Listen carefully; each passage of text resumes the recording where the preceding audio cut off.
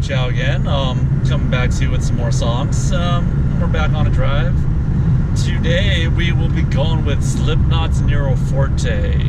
Now if you don't know SLIPKNOT, they're a band that is part of the new metal wave that came with such as Drowning Pool and The Bodies to the Floor. That type of music, that area where just tons of, moshing, just slamming, just aggression. It's very heavy. It's not so much based off melodies and harmonies, it's just pure aggression and assertive. Like, it's a crowd moving type of music. That genre is very more geared towards moving, like grooving. It's like grooving but not grooving. I'm not quite sure how to describe it. I'm not the expert to describe because I listen to music. I'm not the one who studied it and can tell you every single thing about it. I can't tell you, oh yeah, there's melodic harmonies, the mixolydian, poly whatever scales. Yes, there's tons of scales. But let's get back to the point. SLIPKNOT is one of the best. They're a band that can move crowds for generations. They've been around for a little more than 2 decades. They have about 9 people in the band. They've had a couple passing members and a couple members that were kicked out, including one of the original members. Last was Joey Jordison, which was kind of sad, but it turned out he had some problems with his body and his nerves that prevented him from playing drums. So it goes back and forth. It becomes a bittersweet relationship after that, where like he wouldn't want to come back anyway because it's just too bitter. So now we're moving on to into 2020, and they have new albums coming out. They're still making music. Tory Taylor's doing his thing with Stone Sour. That thing's been around. He's a part of Stone Sour even before he was part of SLIPKNOT, if you didn't know that. So anyone who thinks that Corey Taylor is going to SLIPKNOT, Corey Taylor's just working on Stone Sour more than SLIPKNOT, it's like, yeah, because that's what he started with. Anyway, this song is Nero Forte. It carries on a lot of, you can tell SLIPKNOT has changed quite a bit. They've changed quite a bit from what they used to do. All the different member changes have definitely dramatically changed the way the sound goes. Like, you could never really tell the difference when they play their old songs because their drummer can play Joey Jordison's parts pretty well. But overall, like, they definitely have changed, and it's, in my personal opinion, I don't not like it, but it's not something that I don't go there telling people I like to listen to SLIPKNOT anymore. When a band starts to change for the not better, that's when you start telling, sorry, it's an English impediment. Right. So their aggression is still full on, but their flavor and style has completely, it's not original. It's not as original anymore. And the chorus, it's kind of like they're following mainstream media to almost just to like sell. I'm not calling bands that do that anymore a sellout, because that's not what selling out is. Selling out is much more than that. They could really just be changing the way they sound, because this is the way the new age is going and everybody's adapting. And in order to appeal to more people, you need to adapt. And that's the road it is. So we're gonna do this again. We're gonna listen to the song, and then we're gonna review it after. Even though I kind of just did. So let's go.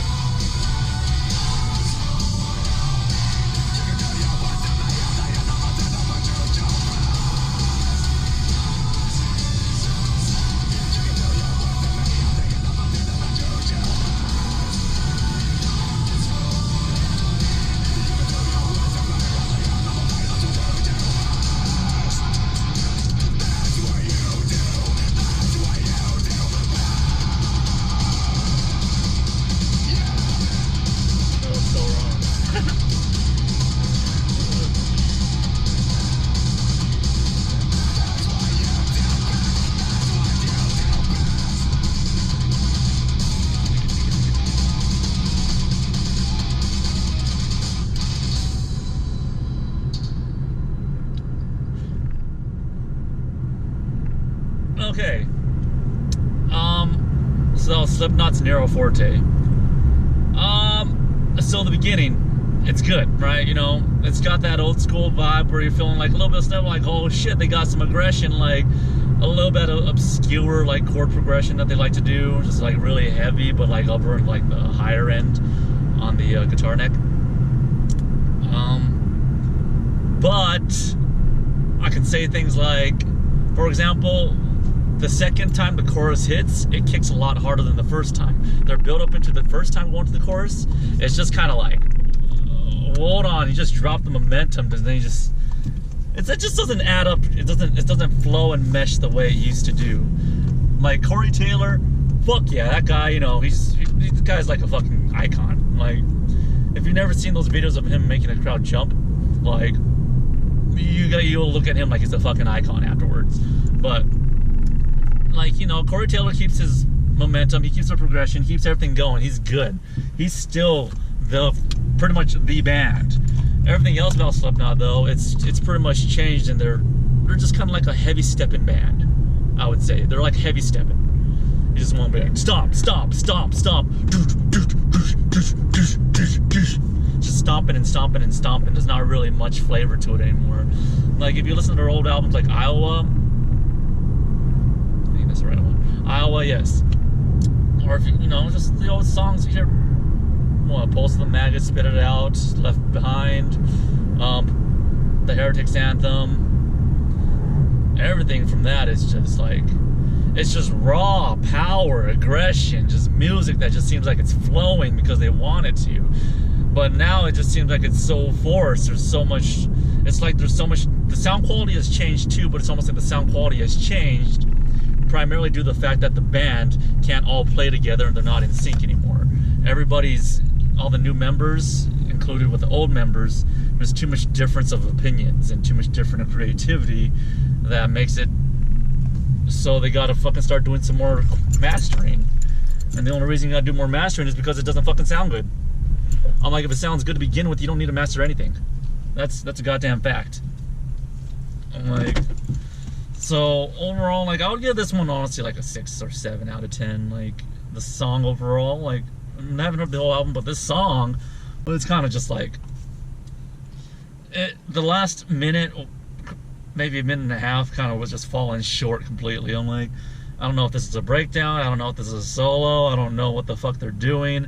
It just seems like they're not trying to follow simple structures, but at the same time, they still are following simple structures. Like, for example, you listen to the snare hits and how many times he like hits the snare off time to on time, and you just kind of like, is that forced or is that actually a natural way he's hearing the sound? Because out of all the songs I've listened to, I listen to off times. I hear 7/8, 3/4, 4/4, 1/4, but this is just kind of like, it doesn't make any sense to do it, and that's the main reason why, like, I personally don't enjoy this title so much. I'm like, I have no idea what the hell Nero Forte means. What is Nero? I know what a Forte is, but that's also a fucking car now. So it can really go in a lot of directions, but for the most part, like, Slipknot's taking a direction that is still just as heavy, not as harmonious or fun to listen to. It's like, when you first listen to Slipknot when you were fucking 20 years ago, it's like, oh shit, these guys worship the devil. Holy shit, they're fucking insane. Like, oh my god, this is awesome. It's raw fucking music. Now you listen to them, you're like, oh, they've been practicing this. Yeah, this is studio work. This is a producer's work. This is just, they know how, they're trying to sell what they originally started with. They're not what they started with. They're not that aggressive band they used to be.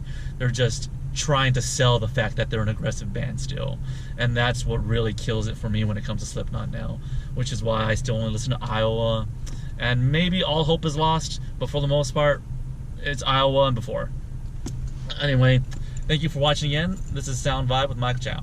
Enjoy.